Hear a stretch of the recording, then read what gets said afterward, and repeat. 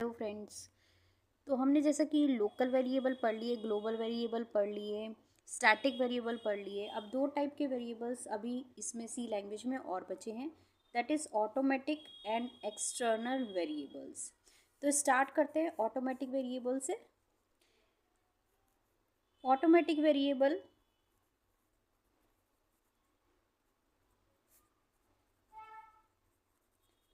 क्या होते हैं और इसका सिंटेक्स क्या होता है। सिंटेक्स पहले देख लेते हैं इसका क्या होता है। तो इसमें ऑटो कीवर्ड यूज़ किया जाएगा किसी भी वेरिएबल को डिक्लेयर करने के लिए। तो यहाँ पे हमने ऑटो लिख दिया। देन इसका हम डेटा टाइप लिखेंगे। अगर इंट टाइप का वेरिएबल ले रहे हैं देन इंट, नहीं तो कैर, जो भी लेना है हमें। इसका नाम आएगा ABCI, जो भी आपको रखना है या कोई और नाम रखना है, और आगे आ जाएगी इसकी वैल्यू, जो भी आपको पुट करना है। इसमें 10 करना है, 20 करना है, जो भी पुट करना है। तो सिर्फ एक ऑटो वेरिएबल ऐड होगा इसमें। अच्छा, इसका स्कोप कहाँ होता है?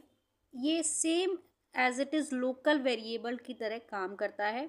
जो हम लोकल वेरिएबल यूज़ करते हैं, जो कि हमारा सिर्फ एक फंक्शन के अंदर या फिर किसी एक ब्लॉक के अंदर ही डिफाइन किया जाता है, और वहीं पे उसको यूज़ करना होता है, वहीं पे उसकी मेमोरी डाई कर जाती है उससे बाहर निकलने के बाद, फंक्शन से बाहर निकलने के बाद।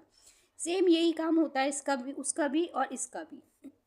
तो इसी तरीके से इसको लिख देंगे। कोई भी फंक्शन हमने जैसे फंक बनाया, ये ब्लॉक ओपन किया, यहाँ पे ऑटो लिख दिया, int a is equal to 10।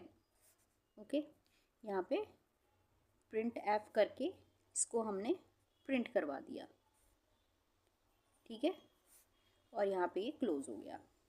तो इसी तरीके से हमारा ऑटोमेटिक वेरिएबल काम करता है, इसी तरीके से हमारा लोकल वेरिएबल काम करता है। अगर हम इसको नहीं भी लिखेंगे, ऑटो नहीं भी लिखेंगे, तो भी ये वैसा ही काम करेगा। ठीक है, तो कह सकते हैं हम कि लोकल वेरिएबल का दूसरा नाम होता है ऑटो, ऑटोमेटिक वेरिएबल। इसको लिखो ना लिखो कोई फ़र्क नहीं पड़ता। तो आई थिंक बेकार में ही इसका नाम हमने लिख दिया है, लोकल वेरिएबल जैसा ही काम करता है।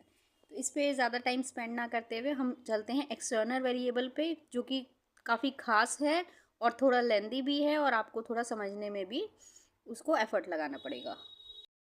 तो एक्सटर्नल वेरिएबल का कीवर्ड होता है एक्सटर्न, EXTERN, एक्सटर्न। जैसे ऑटो का, ऑटोमेटिक वेरिएबल का ऑटो था, वैसे ही इसका एक्सटर्नल का एक्सटर्न होता है। इसका सिंटेक्स देख लेते हैं। तो ऐसे हम एक्सटर्न लिखेंगे, यहाँ पे डेटा टाइप, यहाँ पे नाम लिखेंगे वेरिएबल का, और इसको जो वैल्यू अलॉट करनी है वो कर देंगे। तो सेम ऐसा ही है। अच्छा, अब ये है किस लिए और कहाँ यूज़ होता है? एक्सटर्न होता है, जैसा कि इसका नाम से ही सजेस्ट हो रहा है एक्सटर्नल, तो हमने कहीं और इसको रखा हुआ है।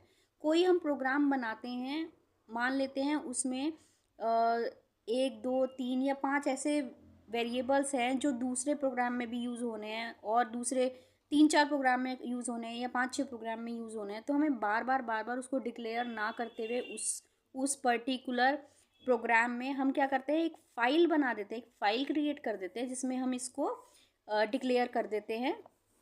प्रोग्राम्स क्या होती हैं, इस हेडर फाइल को उसमें मेंशन कर देती हैं ताकि इसको वो यूज़ कर सके। तो पहले देख लेते हैं, जैसे कि एक्सटर्न इस तरीके से पूरा एज इट इज़ लिखेंगे हम फाइल में। किस तरीके से बनाना है अभी मैं आपको बताती हूँ, और इसको हम कहाँ कहाँ ले जा सकते हैं। इस तरीके से मान लेते हैं 4 हमने प्रोग्राम बनाए, प्रोग्राम 1, प्रोग्राम 2, प्रोग्राम 3, प्रोग्राम 4। तो चारों में हम इसको मेंशन कर सकते हैं और इसको यूज़ भी कर सकते हैं। तो ये तो एक है, एक हम कह सकते हैं कि हम पर्टिकुलर उसी प्रोग्राम में क्यों ना यूज़ कर ले, क्यों ना डिक्लेयर करके वहीं पे डिफाइन करके इसको यूज़ कर ले। हाँ, कर सकते हैं। लेकिन अगर सेम ही चीज़ आपको बार बार लिखनी पड़ रही है, तो इससे अच्छा है हम उसको सिर्फ मेंशन कर लें। अभी इसमें तो सिर्फ हमने एक लिखा है, हो सकता है इस तरीके के हमें काफ़ी सारे, मान लो 10 हमें वेरिएबल को यूज़ करना है, तो 10 के 10 बार बार हम प्रोग्राम में लिखते जाए, इससे टाइम भी वेस्ट होएगा, मेमोरी भी वेस्ट होगी, सब कुछ वेस्ट होगा। तो यहीं पे हम एक बार ही लिखेंगे और इसको इनहेरिट कर लेंगे। तो पहले मैं बता देती हूँ आपको किस तरीके से फाइल बनेगी। एक नोटपैड हम ओपन करेंगे, नोटपैड, ठीक है। उसमें हम क्या करेंगे, बस ये वाली लाइन लिखनी है हमें, और उसको सेव कैसे करना है, उसको कोई भी नाम दे दिया हमने, जैसे x1 इस तरीके से दे दिया, .h करके सेव करेंगे, क्योंकि ये हेडर फाइल्स होती हैं, ऊपर मेंशन करी जाती हैं, इसलिए इनको .h करके सेव कर दिया जाएगा। अब इसको यूज़ कैसे करना है प्रोग्राम में, वो भी मैं आपको बता देती हूँ। प्रोग्राम एक ही हम प्रोग्राम बना लेते हैं, उसी तरीके से हमारे सारे प्रोग्राम बनेंगे, जिसमें भी हमें इसको यूज़ करना होगा उसी तरीके से हम उसको मेंशन कर देंगे। तो इसमें क्या होता है, जब हम सी का कोई प्रोग्राम बनाते हैं तो फर्स्टली हैश करके इंक्लूड लिखते हैं, और इस तरीके से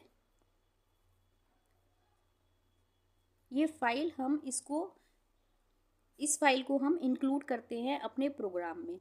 अब ये क्या होती है, ये हेडर फाइल्स होती हैं, ये कह सकते हैं आप लाइब्रेरीज होती हैं, इनमें कुछ फीचर्स होते हैं जो हमें सी प्रोग्राम को चलाने के लिए यूज़ करने होते हैं।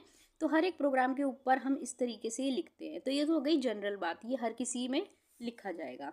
इस तरीके की और भी हमारी लाइब्रेरी फाइल्स होती हैं जो हम काम आने पर उनको इंक्लूड करते हैं, वो हम जैसे जैसे पढ़ते जाएंगे हमें पता लगता जाएगा। अब हम इसको कैसे यूज़ करेंगे, ऐसे ही हैश लिखेंगे, इंक्लूड लिखेंगे, और डबल कोट्स डालकर, क्योंकि हमने बनाई है इसलिए इस तरीके से लिखा जाएगा, डबल कोट्स डाल के ex1.h इस तरीके से हम इसको यूज़ करेंगे। तो जैसे ही हमने इसको मेंशन किया यहाँ पे तो ये इसमें जो भी जितने भी वेरिएबल्स होंगे वो सारे इसके अंदर आ जाएंगे, इस प्रोग्राम के अंदर आ जाएंगे। तो जैसे कि हम अपना प्रोग्राम लिखते हैं, मेन लिखा हमने, यहीं पे मैं चला रही हूँ, हम दूसरे और फंक्शंस भी बना सकते हैं। अब इसमें हमने क्या करा, यहाँ पे सॉरी एक मिस्टेक हो गई है मेरे से, यहाँ पे हम 10 नहीं लिखेंगे, यहाँ पे इसको इनिशियलाइज करेंगे 0 से, ठीक है, 0 से, ताकि क्या हो कि जब हम इसको इंक्लूड करेंगे प्रोग्राम में तो वो अपने हिसाब से इसमें दूसरी वैल्यू डाल सकता है। तो यहाँ पे हम लिख देंगे a=20, ठीक।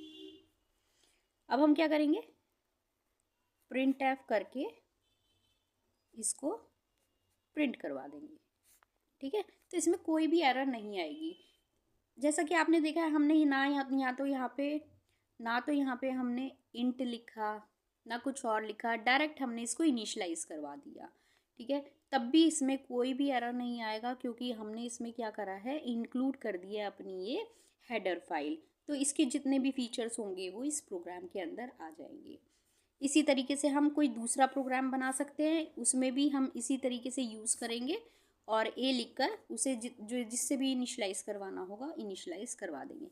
अभी अगर मैं ये लाइन काट देती हूँ ना, तो ये एरर दे देगा प्रोग्राम कि आप ए कैसे यूज़ कर रहे हो, आपने तो ना तो इसे डिक्लेयर किया, ना डिफाइन किया, ना कुछ भी नहीं किया, तो आप इसे यूज़ कैसे कर सकते हो। लेकिन जैसे ही हम ये लिखेंगे तो ये कोई भी एरर नहीं देगा। तो यही होता है एक्सटर्नल फाइल का काम, एक्सटर्नल वेरिएबल का काम। एक्सटर्न लिखकर उसको फाइल में हम कितने भी प्रोग्राम्स में यूज़ कर सकते हैं। अब इसमें हम मल्टीपल एक्सटर्न वेरिएबल को डिक्लेयर कर सकते हैं, और उसको हम फिर क्या करेंगे, अलग अलग प्रोग्राम में इस तरीके से यूज़ कर लेंगे। तो इसका स्कोप बढ़ जाता है। एक्सटर्न इसीलिए लिखा जाता है कि एक्सटर्नल फाइल है, इसका स्कोप बढ़ गया है, इसको हम कितने भी प्रोग्राम्स में यूज़ कर सकते हैं। तो यही है हमारा एक्सटर्नल वेरिएबल। तो हमारे यहाँ पर सारे वेरिएबल्स कवर हो चुके हैं। हमने पांचों के पांचों टाइप्स वेरिएबल के कर लिए हैं। अब इसमें अगर आपको कोई प्रॉब्लम होती है तो आप मेरे से पूछ सकते हैं।